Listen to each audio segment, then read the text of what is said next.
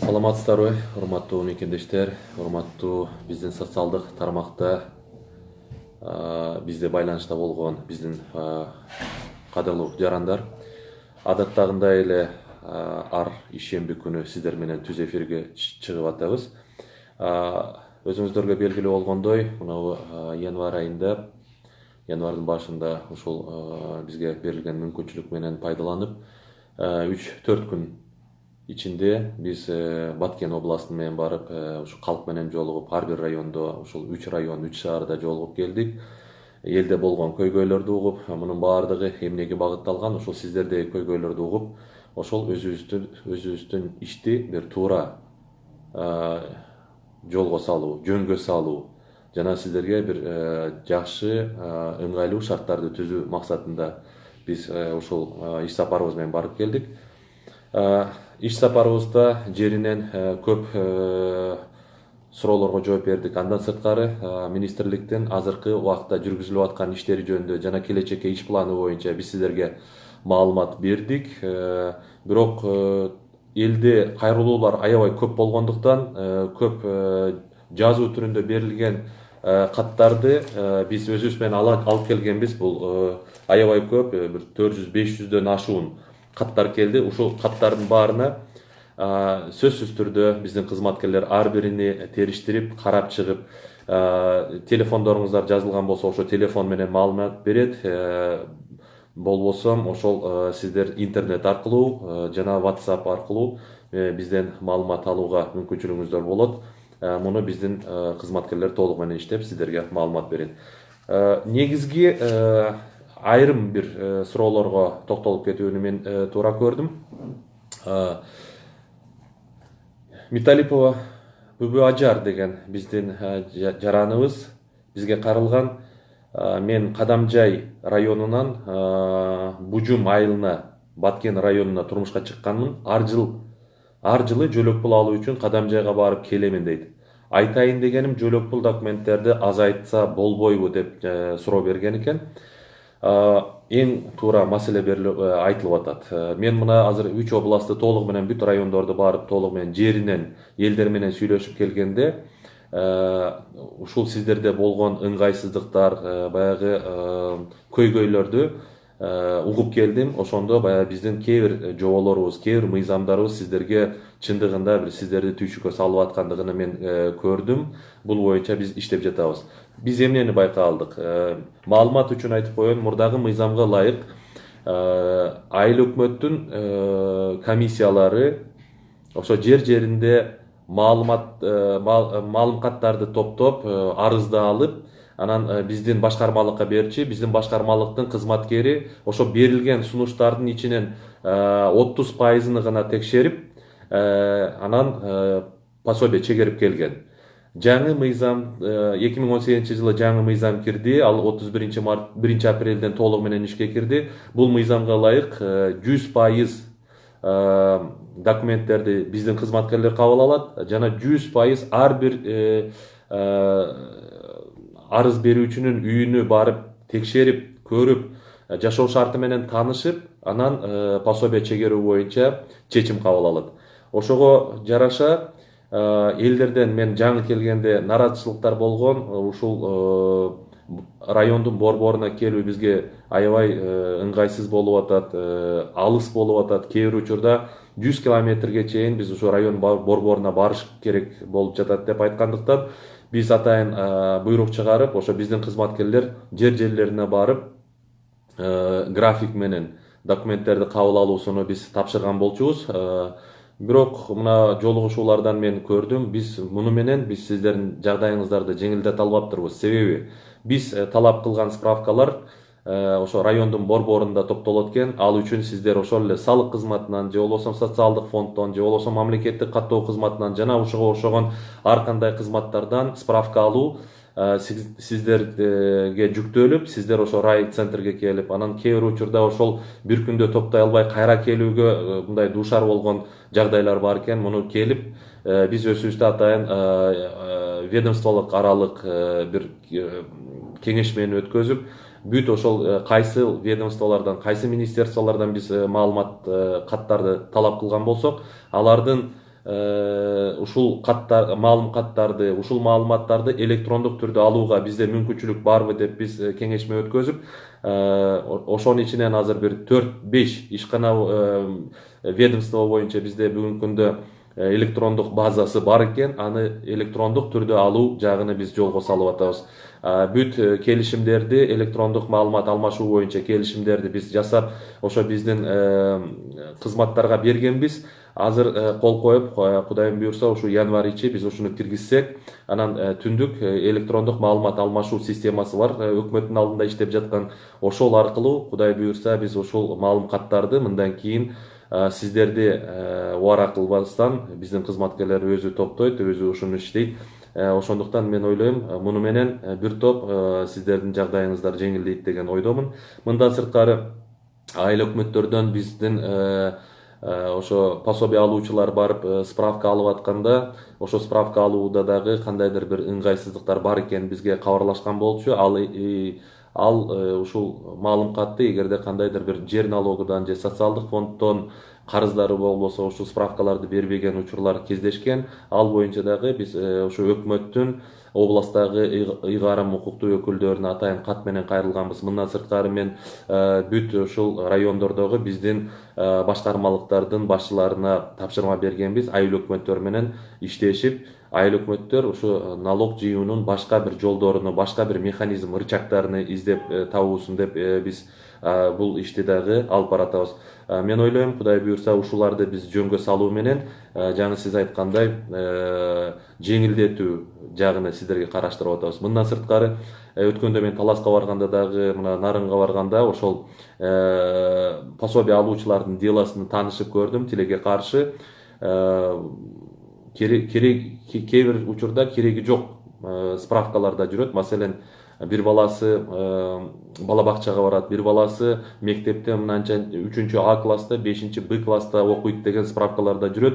Ушуга окшогон баягы биздин пособие чегерүү жөнүндө чечим кабыл алуубузга таасир этпеген маалым каттардын тизмесини азайтуу боюнча дагы биз азыр тапшырма берип, биздин борбордук аппарат бунун үстүндө иштеп атат. Азыр жогону кайрадан биз иштеп чыгып, максималдуу түрдө ушу кыскартуу жагын көрүп жатабыз. Кудайым буйрса, бул жакта бир жылыштар болот деген ойдомун. Атыны жазбаган биздин WhatsApp группабызга бир мындай суроо келген. Жөлөк пулду чектөөчү адистер сөзсүз түрдө акча талап кылышат. Коррупциянын башы ушул жерде жатат деп суроо берген экен. Урматтуу биздин мекендештер, урматтуу ФБдагы, Facebook'тагы биздин достор, жана жалпы эле биздин жарандарга мен кайрылып кетет элем. Биз ушул министрликтин иштөөсүнү бир ачык айкын кылып, ушу элде болгон ишенимди көтөрүү максатында биз иш алып баратабыз.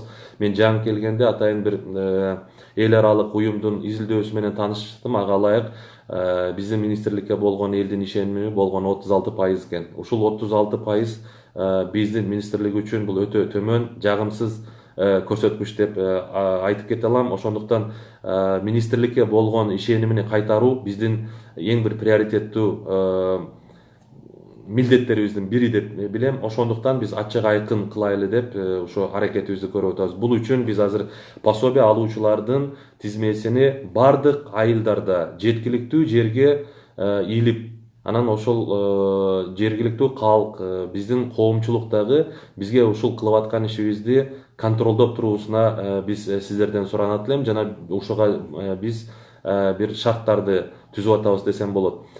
Мага берген отчеттору боюнча бүт башкармалыктар ушул тизме, жөлөк пул алуучулардын тизмесине ар бир айылга илген деген отчеттору бар.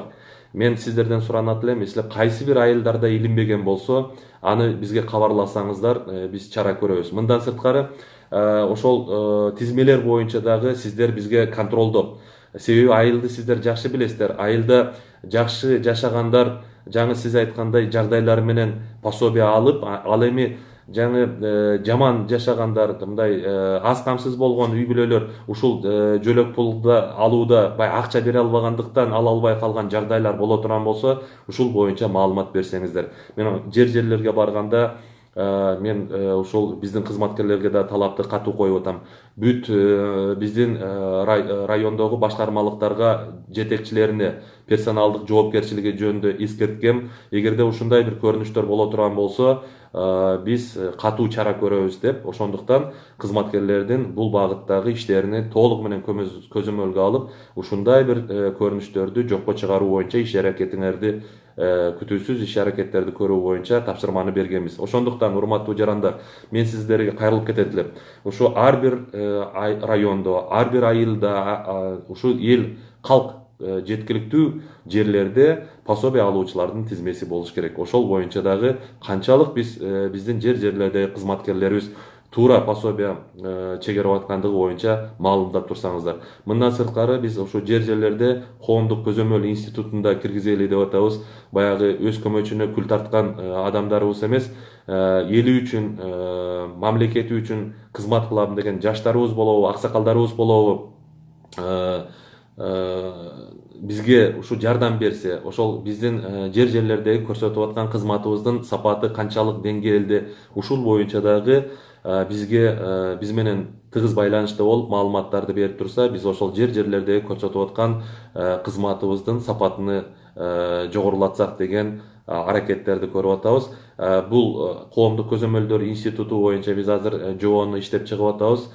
Кудай буюрса жакын күндөрдө муну бекитип, жерлерде ошол коомдук көзөмөл институтуна биз мындай мекенчил жарандарыбызды кабыл алып, анан ошол боюнча чогуу сиздер менен бир иш чараларды көрөбүз деген биздин үмүтүбүз бар. Мындан сырткары ошол жерлердеги биздин мына МСЭК кызматыбыздын аткарып аткан иштери боюнча дагы биз азыр ошо райондордогу башкармалыктарыбызга тапшырма бергенбиз. Ошол графикти сөзсүз түрдө силер дагы контролдоп, канчалык ошол МСЭК тарабынан бизде кызмат сапаттуу көрсөтүлүп атат, ошол элдерге болгон мамиле канчалык мындай жакшы, мындай сылык сыпа мамиле жасап атышат, профессионалдуу деңгээлде сапат көрсөтүп аткандыгы боюнча дагы биздин жерлердеги социалдык өнүгүү башкармалыктарыбыз көзөмөлгө алыш керек. Мындан сырткары жаңы мен айтып кеткен коомдук көзөмөл институтунда дагы сөзсүз түрдө ушу майыптуулугу бар адамдардын коомунан дагы адамдарды киргизип, ошол биздин кызматтарды жерлерде көзөмөлгө алайлы деген биздин ниеттерибиз бар. Ушундай бир фактылар болсо, мен сиздерден суранат элем, жаңы мен айтып кеткен туура эмес жагдайлар бар болгон болсо, мен сиздерден суранат элем. 0556 66 00 24 деген биздин WhatsApp номерибиз бар. Ушул жака кабарласаңыздар, биз териштирип, күнөөлүү адамдарга сөзсүз түрдө биз чара көрөбүз. Түштүк аймактык башкармалыгынын баштапкы уюму Сүлүктүү Лейлек райондук кыргыз азиздер жана дүүлөйлөр коомунун төрагасы Марасилов агабыздан бизге суроо келген экен. 1000 сом акчалай компенсацияны 2000 сомго чейин көтөрүүгө мүмкүнчүлүк болобу дейт. Биринчи сурообу. Экинчи сурообу, балдарга кошумча мамлекеттик жөлөк пул алууда көзсүз азиздер жана дүүлөйлөрдүн үй бүлөлөрүнүн кирешесин эсепсиз түздөн түз дайындоого болобу? Анан үчүнчү суроо, санатордук курорттук жолдомону санын көбөйтсөңүздөр жана болбосо ушуну акчалай берүү жагын караштырып көрсөңүздөр деген суроо болгон экен. Биринчи суроуңузга 1000 сомдон 2000 сомго чейин компенсация көтөрүү боюнча маалымат үчүн айтып коеюн, бүгүнкү күндө 25 категория дагы биздин жарандарыбыз компенсацияны алып атышат. Ал 1000 сомдон баштап 7000 сомго чейин ошо категория, кайсы категорияга караштуу, ошого байланыштуу болот. Биздин эл аралык донорлор тарабынан дагы ушундай бир бизге чектөө бар. Ушул компенсация алуучулардын категориясы өспөсүн жана бул суммаларды ашырбагыла деп. Себеби биздин бюджеттин мүмкүнчүлүгүнө жараша ушундай бир талаптар коюлуп келе жатат. Тилекке каршы бул жерде компенсация боюнча мен сиздерге азырынча жакшы кабарым жок. Экинчи маселе, балдарды ошол көзү азиздер жана дүлөйлөр боло турган болсо, доходун эсептебей туруп балдарына социалдык пособие чегерүү боюнча маселени коюп атат. Эми социалдык пособияны чегерүү боюнча өзүнүн жобосу бекитилген. Көзү азиздер жана дүлөйлөр өзүнүн каралган майыптуулугу боюнча пособиясын алышат. Ал турган сөз, ал эч доходко карабастан биз беребиз. Бирок аз камсыз үй бүлө катары алуу үчүн алар дагы критерияларга туура келиш керек. Ошол критерияга булар мыйзамда жана жоболордо бекилген. Ошондуктан бул жерден биз сизге ушундай жооп берет элем. Санатордук курорттук жолдомолор боюнча мен сиздерге айтып коеюн. Тилекке каршы бүгүнкү күндө ушул 1, 2 жана 3 группадагы майыптарыбызга өзү биз 5 жылда бир жолу путевка беребиз. Негедир ушул 10 жылдан бери берилбей албай калгандар да болуп атат. Мунун үстүнөн биз иштеп атабыз. Азыр муну жаңы жылдын алдынан 30 миллионго жакын суммага биз путевка алууга жетиштик. 3 Кыргызстан боюнча 3 санаторияга бизде азыр тендер өтүп, путевкалар бар. Жерлерден муну алсаңыздар болот. Бирок ушул акчаны акчалай берүү жагыны, путевканы эмес, акчалай берүү жагыны мен муну айтып коеюн, жаңы үстүндө айтып кеткен баягы талаптарга ылайык биз азыр бүгүнкү күндө акчалай муну бере албайбыз. Бирок ошол 5 жылга чейин түшүрүп, 5 жылдагы өз мөөнөтүндө берүүнү биз азыр колго алып атабыз. Кудайым буйрса быйыл менен бүтүрөбүз. Мындан сырткары мен сиздерге айтып коеюн деп атам. Ушул санаторно-курортный леченияга путевканы алууну биз азыр электрондук кезек түзөлү деп атабыз. Ал бардык каалоочулар үчүн ачык, айкын болуш керек. Биздин сайтка кудай буйрса ушу жобону бекитип, анан ошо электрондук кезекти биз түзөбүз. Ошондо укугу бар адамдардын бардыгы кайрылса да кайрылбаса дагы ушул тизмеге коюп, анан ачык айкындуулукту камсыз кылабыз деген биздин иш аракетибиз бар. Почта маселеси боюнча дагы бир суроо бар экен. Тилекке каршы атыны жазбаптыр. Почта байланыш кызматкерлери ар бир тапшырмадан дейт 50 сомдон кармап калышат. Ушуга чара көрбөйсүздөрбү деген суроо болуптур. Өткөндө ушу Акипресс сайтында турмуш бөлүгүндө ушу аксыда ушундай болуп атат, эски 4 ай мурдакы гезиттерди таратып атат деген маалымат болгон. Ал боюнча биз оперативдик түрдө реакция берип, барып текшерип, бүт баарыны текшерип көрдүк. Тилекке каршы биз тилекке каршы же болбосо сүйүнүүчүбүзгө ылайыкпы мындай жагдайды биз ал жакта көрө алган жокпуз. Бул мындай маалымат туура эмес болуп чыкты. Биз Акипресс маалымат агентствосуна да кайрылганбыз. Эгерде жазуу түрүндө ошол кимге алган болсо, кимге берген болсо бизге берсеңиздер, биз чара көрөлү деп. Бирок тилекке каршы ошол маалымат берген адамдын мындай координаттарын биз ала албадык десем болот. Бул боюнча биз азыр иш алып барып атабыз. Өткөндө ошол Кыргыз почтасынын жетекчиси менен да бул жөнүндө сүйлөшкөнбүз. Жана жерлердеги биздин башкармалыктар бул боюнча атайын тапшырманы алышкан. Алар көзөмөлдөп, эгерде мындай учурлар кездеше турган болсо, мен сиздерден суранат элем, сөзсүз түрдө жаңы мен айтып кеткен WhatsApp группабызга дагы сиздер бизге маалымдап турсаңыздар.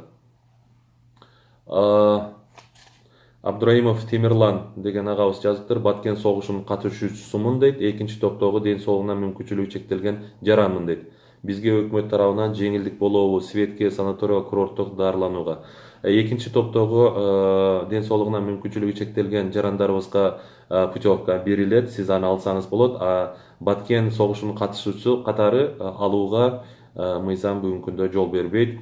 Анан свет боюнча свет маселеси, бул категория 25 категория аныкталган. Аны светке жеңилдик эмес, муну акчалай компенсация кимдерге төлөнөт? Мен жаңы айтып кеттим, 25 категориядагы адамдарга. Бирок тилекке каршы бул сиздердин уюмуңуздагы мүчө жарандар алууга бүгүн мүмкүнчүлүгү жок. Абдурахманова Гүлнара деген биздин жараныбыз жазып атыптыр. 8 балам бар, аз камсыз болгон үй бүлө катары жөлөк пул алам дейт. Бир балам Россия Федерациясында туулган, ушул балага жөлөк пул алса болобу деп жазыпсыз. Биздин мыйзамга ылайык Кыргызстандын кайсы мамлекеттер менен ушул эл аралык келишими бар болгон болсо, ошол мамлекеттин жарандары дагы Кыргызстанда жашап аткан болсо алууга мүмкүнчүлүгү бар. Бирок бул сиздин бир балаңыз, эгерде сиз Кыргызстандын жараны болсоңуз, балаңыз деле Кыргызстан жараны болуп эсептелип болуш керек. Алганга мүмкүнчүлүгүңүз болот. Сиз ошо жергиликтүү биздин башкармалыктарга кайрылсаңыздар, ал маселени чечип берет. Талибаева Марапат деген эжекебиз жазып атыптыр. Ата энеси ажырашып, балдар атасында калганда соттон ар 6 айда справка талап кылынат. Энеси эч качан алимент бербейт. Справка кечигип калса, пособие токтоп калат дейт. Алимент алгандыгы же албагандыгы тууралуу соттун маалыматы жөлөк пул чектелген мөөнөткө чейин жарамдуу. 1 жылга бир жыл менен мөөнөт менен чегерген болсо, ошол 1 жылдын ичинде ошол справка жарактуу болуп эсептелет. Улам барып справканы алмаштырып туруунун кереги жок. Эгерде кандайдыр бир сиздерде маселе туулуп аткан болсо, бул багытта жаңы WhatsApp группага маалымат берип койсоңуздар, биз ал боюнча териштирип беребиз.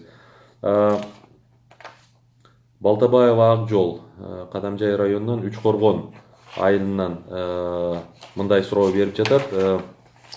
Кызым биринчи топтогу майып неберелериме кызымдын майыптыгы боюнча алган 5590 сом мөлчөмүндө алган пенсияны эсептеп, жана үйүндө телевизор, холодильник машинасы бар деп пособие чектебей койду дейт. Урматтуу Балтабаев Акжол, мен сизге айтып коеюн, азыркы жаңы мыйзам 1 апрель 2018 жылдан бери ишке кирген. Ал мыйзамга ылайык ушул биздин чоң аталарыбыздын, чоң энелерибиздин пенсиялары эске алынбайт. Андан сырткары биздин министрлик аркылуу алган ар кандай пособиялар жана материалдык жардамдар пособие чегерүүдө, жалпы кирешени эсептөөгө кирбейт. Ошондуктан мен сиздерге айтат элем, барып ошол биздин жерлердеги башкармалыкка кайрылыңыз. Эгерде ушул негиз менен сизге мындай пособие чегербей койгон болсо, мага кайрылууну мен сизге сунуштайт элем. Биз ал боюнча териштиребиз. Мындан сырткары мына үйүңдө тиричилик баягы техникаларың бар экен деп деген бул жобо мурдагы эски жободо бар болчу. Бул азыркы биздин жобого ылайык бул нормалар жок. Болгону бизде ошол автоунаасы бар гана эске алынат. Мына сиз айтып аткан холодильник, телевизор жана үй эмеректери бул эске алынбайт. Автоунаа боюнча да айтып коеюн, 20 жылдан жаңыраак машинеси болсо, анда бул үй бүлө аз камсыз болгон үй бүлөлөрдүн катарына кирбейт. Ошону мен айтып коюуну сизге туура көрдүм. Мындан сырткары Ботогазиева Жылдыз Самаркандык айыл өкмөтүнөн кайрылып атыр. Ботогазиева Мастура биринчи топтогу майып эжемди 45 жылдан бери карап багып келебиз дейт. Бизге азыр ушул карагандыгыбыз үчүн айлык маяна төлөнөбү деген суроо экен. Мен сиздерге ушул суроо аркылуу кеңири бир маалымат берип коюуну туура чечтим. Себеби өзүңүздөргө белгилүү болгондой 18 жылдын 23 ноябрында 556 токтом кабыл алынган. Ага ылайык башка бирөөлөрдүн кароосуна муктаж болгон майып балдарыбыздын ата энелерине же туугандарына ошо караган ассистент деп мына биз киргизип атабыз. 4900 сомдон биз мына январь айынан баштап төлөп баштайбыз. Ушул 18ден ашкандарга эмне үчүн төлөнбөйт деп айтылып атат да. Бул маселе 15-20 жылдан бери, көптөн бери көтөрүлүп келет. Маселе мындай болуп атат да, ошол үй бүлөдө майып бала төрөлүп калганда энеси ошол майып бала менен болуп иштебей, анан эртеңки күнү ушул пенсия курагына келгенде пенсия да ала албай кыйналып аткан учурлар бар. Ошондуктан биз азыр биринчи этапта ушул балдарды ата энесини колдоо жагыны мындай туура көрдүк. Өкмөт тарабынан ушундай бир чечим кабыл алынган. Бул да болсо республиканын бюджетинин мүмкүнчүлүгүнө жараша болуп атат. Албетте мен түшүнүп атам, бүгүнкү күндөгү биринчи группадагы 18 жаштан ашкан биздин жарандарды кароо дагы оңой иш эмес. Аны да төлөп берсек жарашат болчу, бирок бүгүн азыр бул маселе чечиле элек. Мен ойлойм, жакынкы убакытта өкмөт мунун үстүнөн дагы изденип иш алып барат деп мен сиздерди ишендирип кете алам. Эмне үчүн балдардан баштадык? Себеби мына көпчүлүк учурда биздин аталарыбыз ушул өмүрлүк жубайыны Алланын алдында ошол жараткан алдында кепилдигини берип, ушул мен өз карамагыма алам, өз камкордугума алам деп, бирок кээ бир учурда ушул майыптуулук менен төрөлгөн балдарды көргөндө ата энени ошо бала менен жалгыз таштап койгон учурлар да жок эмес. Ошол учурда эне мындай аябай бир кыйналып турган учурда баласы ушундай болуп төрөлүп калганга, атасы да тиштеп, үй бүлөсү бузулган жагдайларда ушул энени бир колдоо жагыны өкмөт туура көрүп ушулардан баштады деп мен ойлойм. Ошондуктан кичине сабыр кылып күтүп турсак, кийинки этаптарда сөзсүз түрдө биз мына 18ден ашкандарды дагы биз караштырабыз деп мен сиздерди ишендирип кетмекчимин. Мындан сырткары бизге Сулайманов Чыңгыз Орозбекович деген биздин жараныбыз кайрылып кеткен экен. Балага сүйүнчү боюнча ал жазып атат, 21 октябрда балага сүйүнчүгө арыз бергем деп. 5 ноябрда банкка биз которуп берген экенбиз бул боюнча. Бирок эмнегедир ошол банктан, Айыл банктан ала албай атышты. Азыр биз сураштырып көрсөк, паспорту жок келип атат дейт. Ошондуктан эмне үчүн паспортуңуз жок экен, муну билбейт экенмин. Эгерде ошо паспортуңузду таап алганга бүт мүмкүнчүлүгүңүз бар. Муну биз банкка которуп бергенбиз. Болгону ушул кандайдыр бир жагдайлар менен сиз ала албай атат экенсиз. Мындан сырткары биздин Жеңишбек Керимбекович деген жараныбыз кайрылган экен. Бул дагы балага сүйүнчү боюнча 27 ноябрда биз арызыбызды бергенбиз деп биз 30 ноябрь күнү, то есть 3 күндөн кийин Ленин районунан биз которуп берген экенбиз Байтушун банкына. Бирок аны сиз мына 12 декабрда алыпсыз. Бул боюнча бизге маалымат тактап көрдүк. Ошондуктан мен сиздерди мына балага сүйүнчү боюнча дагы кичине кыскача маалымат катары айтып кетмекчимин. Азыр өкмөт башчысынын орун басары Алтынай Сейитбековна Омурбекова тарабынан атайын бир тапшырма берилип, ведомстволук аралык комиссия иштеп жатат. Ушуну 2 күндө берүү, анан максималдуу түрдө справкаларды азайтуу боюнча азыр жумушчу топ иштеп атат дейм. 1 мартка чейин бизге мөөнөт берилген. Ошо 1 мартка чейин азыр 2 райондо пилоттук кылып иштеп, анан жалпы республикага жайылтуу боюнча иш аракетибизди көрүп атабыз. Ошондо ата энесинин паспорту менен гана ушул мамлекеттик каттоо кызматынын калкты тейлөө борборлоруна, же болбосо ЗАГСка, же болбосо маалымат киоскаларына баласына күбөлүк алуу үчүн кайрылганда эле арыз берип койсо, 2 күндүн ичинде ушу балага сүйүнчү алуу жактарын биз караштырып атабыз. Азыр пилоттук немени 2 райондо иштеп чыгып ушуну киргизип атабыз. 1 мартка чейин толугу менен ушу республикага да жайылтабыз деп Кудай буйрса мен сиздерди ишендирип кете алам. Мындан сырткары дагы көп суроолор келди. Урматтуу Facebook колдонуучулар, урматтуу биздин жарандар, урматтуу мекендештер, булар боюнча дагы биз ар бири боюнча биздин кызматкерлер териштирип, сурооңуздарга жооп бермекчибиз. Мен сиздерден дагы бир жолу суранат элем. Кандайдыр биздин кызмат тарабынан бир туура эмес иштер болуп аткан болсо, 556 66 00 24 WhatsApp номерине маалымат берип туруңуздар. Мындан сырткары биздин социалдык тармактагы министрликтин баракчаларына дагы маалымат берип турсаңыздар, сиздер менен иштешүүгө биз дайыма даярбыз жана тиешелүү чараларды көрөбүз. Сиздерден кандай бир мына биздин ишибизди жакшыртуу боюнча сунушуңуздар болсо аны да күтөбүз. Биз мунун үстүндөн иштерди алып бара бермекчибиз.